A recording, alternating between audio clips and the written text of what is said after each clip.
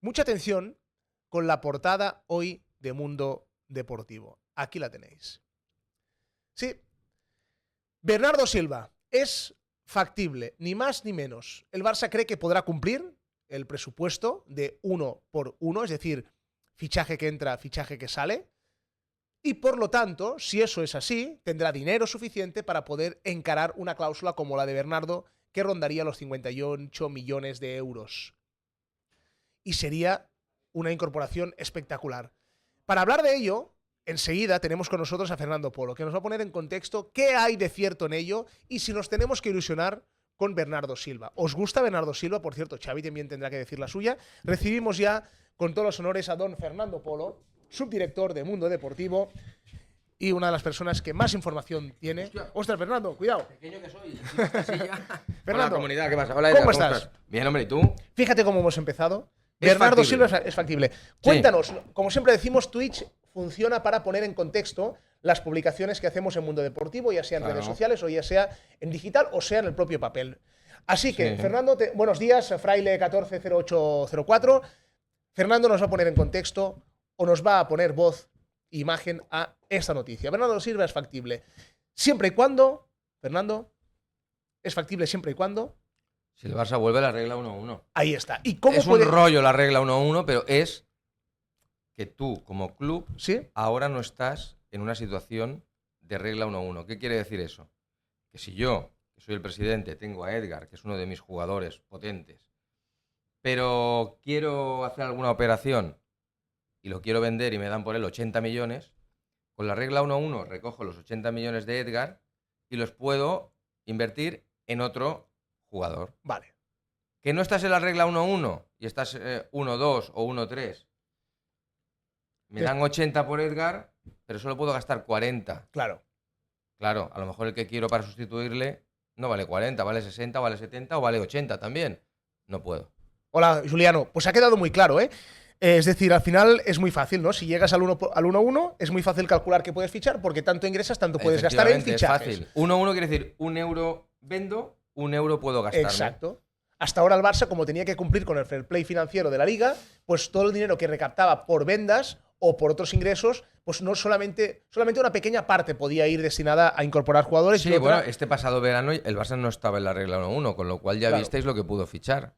Fichó jugadores libres, Correcto. como Gundogan, cesiones, como Joao Félix y Joao Cancelo, o una inversión mínima, como fue el caso de Oriol Romeu. Exacto, 3,5. Y te iba a preguntar, Fernando, queda claro, es decir, solamente es factible Bernardo Silva si el Barça considera volver a la norma o regla 1-1. Bueno, a ver, entiéndeme. Yo creo que sí, porque ¿sabes qué pasa?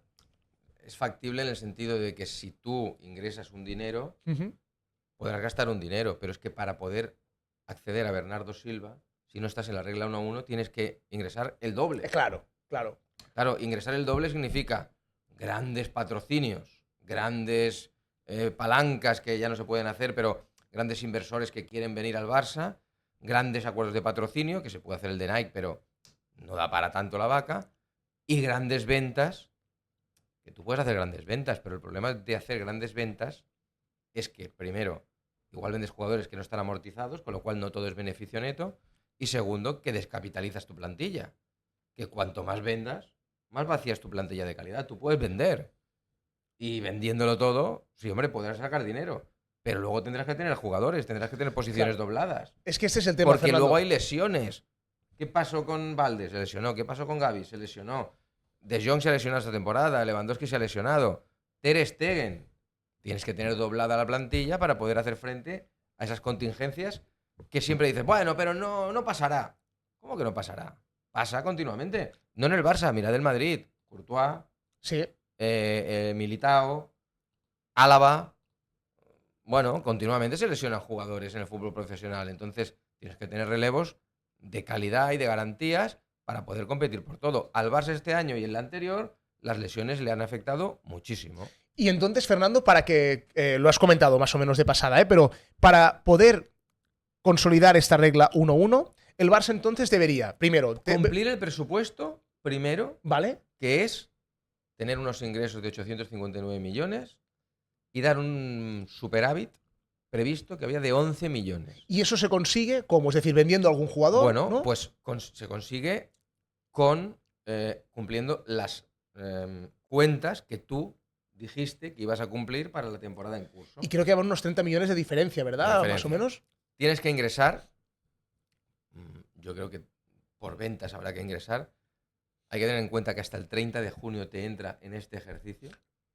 Hay que tener en cuenta que la temporada acabará bastante antes. Sí. Hay que tener en cuenta que hay Eurocopa. Y al haber Eurocopa habrá equipos que quieran fichar y vender. Sobre todo fichar antes de la Eurocopa, porque hay jugadores que pueden encarecerse con la Eurocopa. ¿Vale? Puede pasar. Porque un jugador que no juega mucho, pero va con la selección y mete 2 goles o 3 en una Eurocopa y llega a semifinales, pues su caché crece, con lo cual el Barça, si quiere fichar a un jugador que participa en la Eurocopa, mejor ficharlo antes. Acordaos que el Barça fichó a David Villa y lo apalabró antes del Mundial 2010. Y luego David Villa fue máximo goleador del Mundial 2010 y campeón del mundo con España. Con lo cual, si puedes hacerlo antes, mejor que mejor. Y luego también pues tienes que ingresar algún inversor que compense la palanca de líbero que el Barça tenía pactados unos ingresos con este fondo de inversión alemán. Cobró el primer tramo, luego ya el fondo de inversión alemán dejó de pagar. El Barça lo denunció, lo llevó a los tribunales. Sí, señor. Pero la Liga tiene en sus cuentas que el Barça tenía previsto ingresar X millones por líbero. Y le aceptó, bueno, el plan de negocio. Un plan de negocio es que tú le dices a la Liga, oye, déjame fichar jugadores porque yo tengo este plan de negocio y me van a llegar estos ingresos. Vale, me lo creo. Además está firmado, este es el contrato, está firmado, vale. ¿Qué pasa? A pesar de estar firmado, el líbero no pagó. Como no pagó, no llegaron esos millones. El Barça lo denunció. Y tengo la sensación de que con ese contrato firmado y con esa denuncia, el Barça también le dice a la Liga, oye, no es culpa mía que unos tíos que me tienen que pagar no me paguen.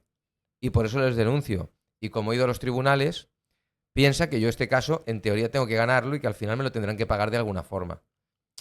¿Vale? O sea, el Barça no tiene una garantía, pero si tú tienes un deudor que se comprometió a pagarte algo en un contrato con su firma, en teoría, tarde o temprano, de alguna forma, alguien te lo tiene que resarcir, alguien te lo tiene que pagar. Salvo que se declaren en bancarrota y en suspensión de pagos y entonces no puedan pagarle a nadie.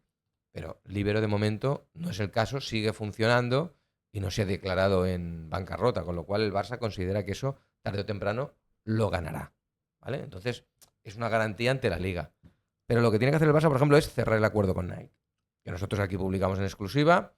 Mientras se hablaba de la marca propia, tú lo sabes, mientras se hablaba de Puma, tú lo sabes, nos llegaron informaciones que mientras el Barça en paralelo hacía todo esto, porque es verdad que lo hacía, no rompía ni dinamitaba los puentes con Nike y seguía negociando con Nike fuerte y Nike entraba al trapo. Incluso hubo una cumbre en Barcelona en la previa del partido del PSG, del Barça-PSG, una cumbre en la que Nike subió su oferta y ahora están intentando llegar al acuerdo final con esa oferta por 10 años y con un bono de renovación y de ampliación del contrato. Un bono que podría entrar directamente una parte en el fair play salarial de la Liga, con lo cual sería otra inyección de dinero extra para poder entrar dentro de los parámetros que la Liga marca.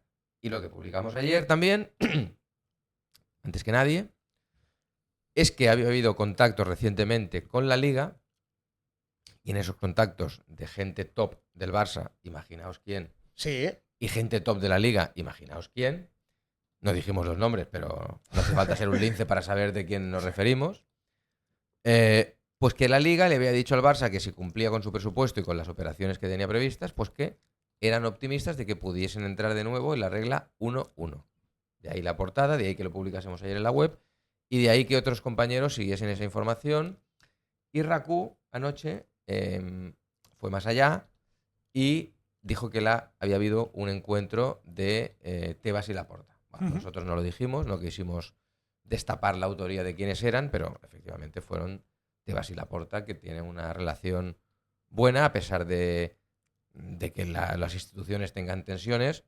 Luego lo que es el cara a cara de los presidentes de ambos estamentos pues se puede calificar de que es fluido con sus discrepancias de todo tipo, pero que tengan discrepancias y las lleven al límite no quiere decir que rompan los puentes y que los dinamiten y que no haya diálogo. Eso no es así.